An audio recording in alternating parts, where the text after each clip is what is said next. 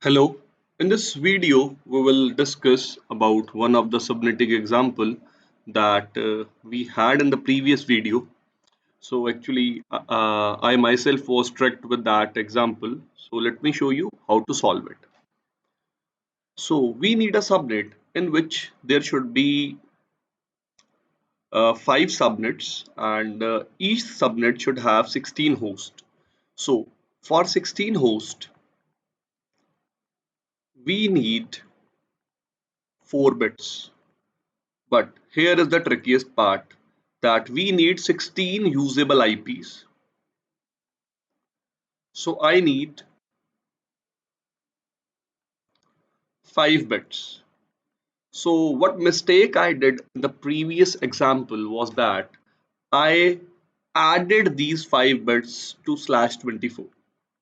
So what I need to do, I have to subtract these 5 bits from slash 32 because I need 16 hosts. So number of host bits will be 5 and number of network bits will be 27. So 27 plus 5 total will be 32. So in the last example I just simply added it. So I got 29. That's why I was like that this will be the answer, but no. The correct answer for this question will be this. How?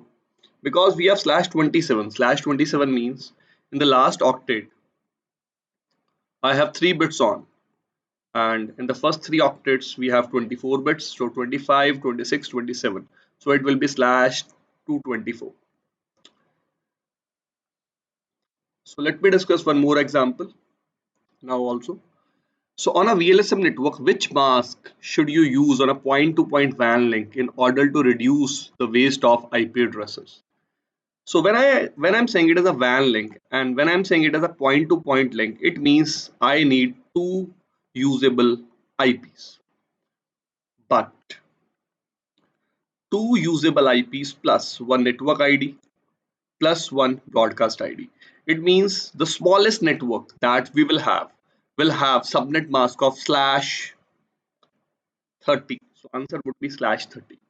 So in slash 30 network we will get 2 sorry 2 bits, 2 host bits.